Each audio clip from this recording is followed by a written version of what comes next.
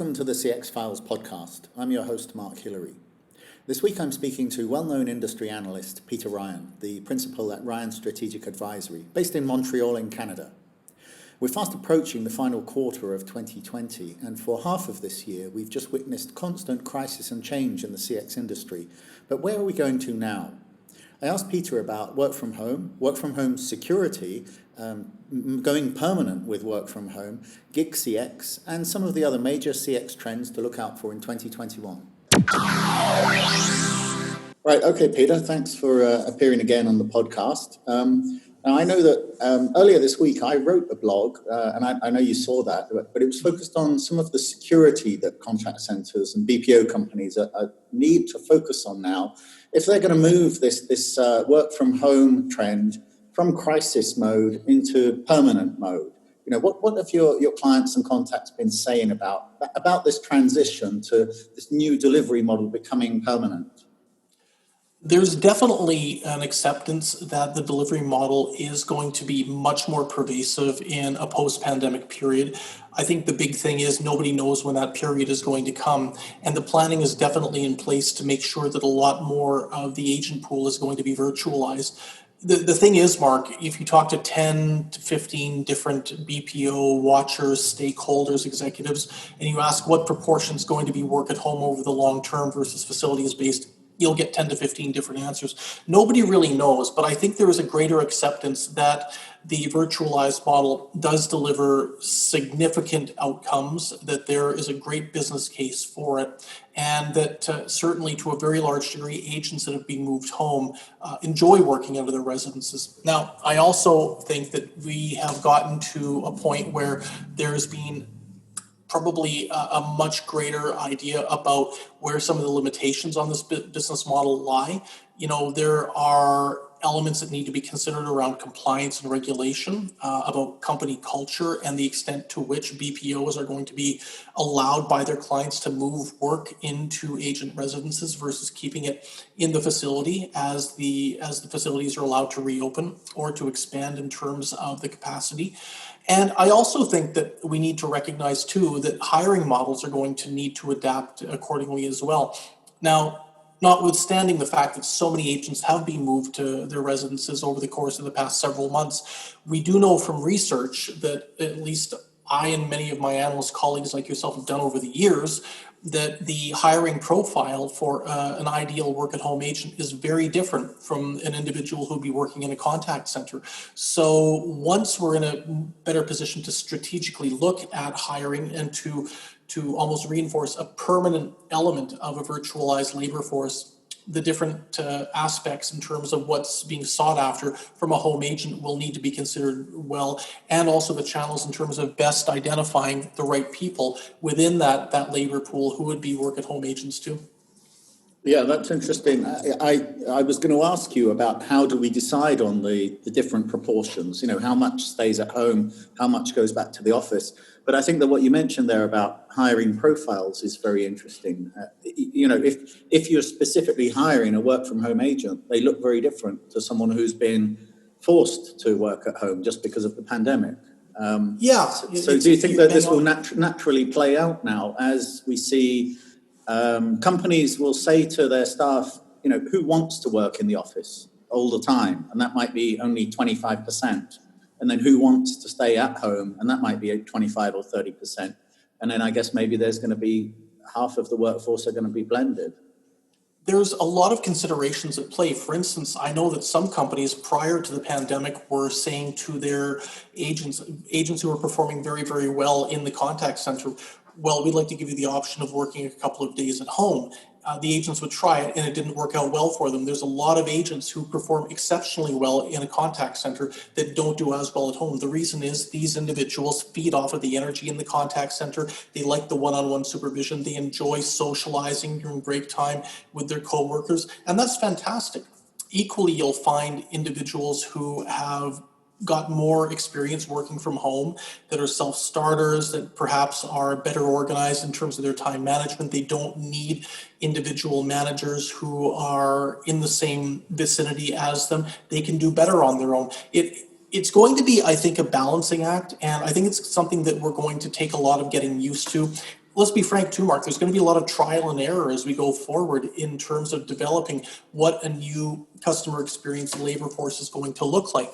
I think that there's elements that can be taken, good elements on all different sides of the equation, but lessons are going to be learned. Nobody should assume that there's going to be a magic potion or a magic formula that can be brought in, and we'll just have the formula at the ready to make sure that everything goes right. This is going to be an extended period of time, and it's going to be a very interesting period of time from the perspective of what this new contact center model is going to look like. Yeah, and certainly Harvard University is talking about social distancing requirements out until 2023. So, it seems as if we're really going to have to make this work. It's going to become permanently blended.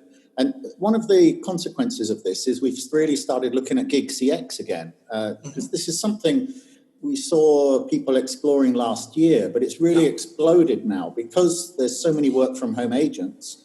It's clear that it often makes more sense for them to work on a gig basis rather than having an 8-hour shift working at home. What's your take on how this is growing? And do you think that this is another trend that we're going to see developing out of the pandemic? So GigCX, I think, was very much something that was on the move last year prior to the pandemic, and I think it's going to continue.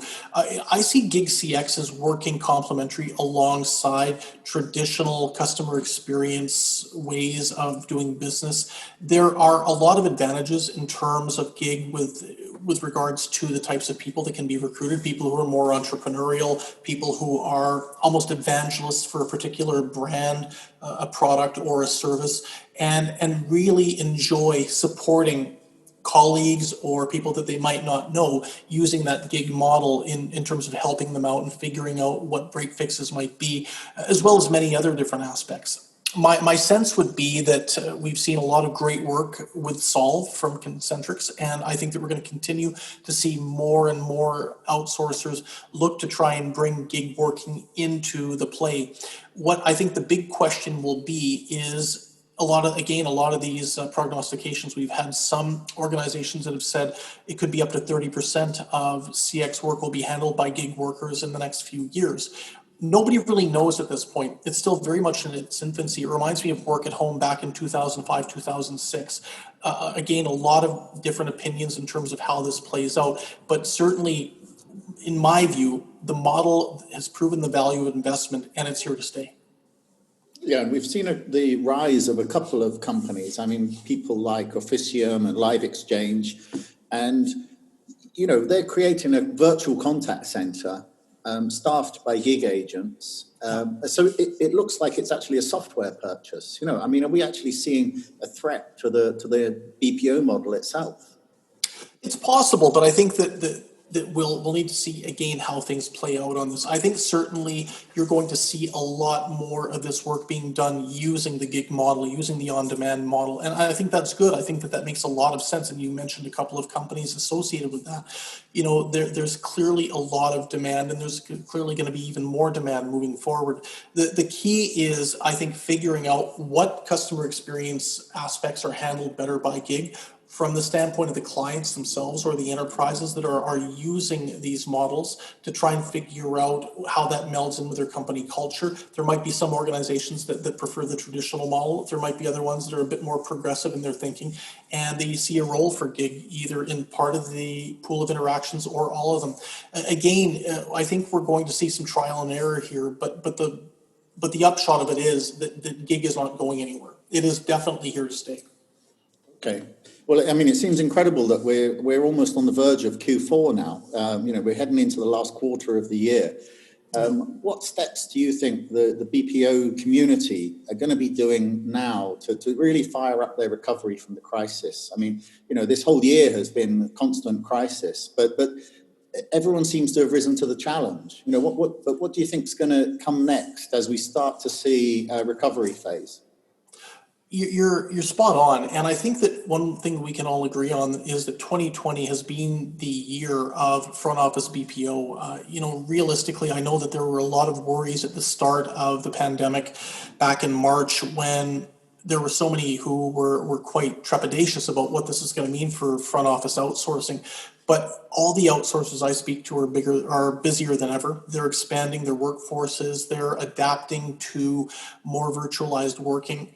And I think that that's probably going to be the continuation of the year going into 2021.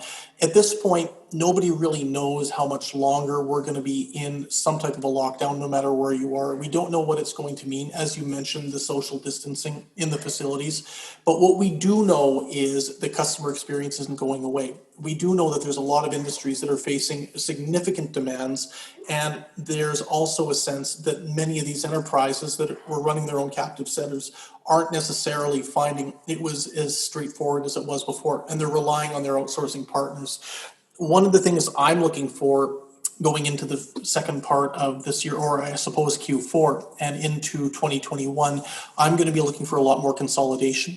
I'm going to be looking for organizations trying to pick up specialist BPOs who might be able to add some unique value to a larger organization, whether it's a service, whether it's perhaps a skill set in regards to handling a particular industry. But the reality too is that there's a lot of great work being done by niche players. And I suspect that there's a lot of the larger organizations that are going to want to try and take that on quickly as opposed to building it out organically on their own.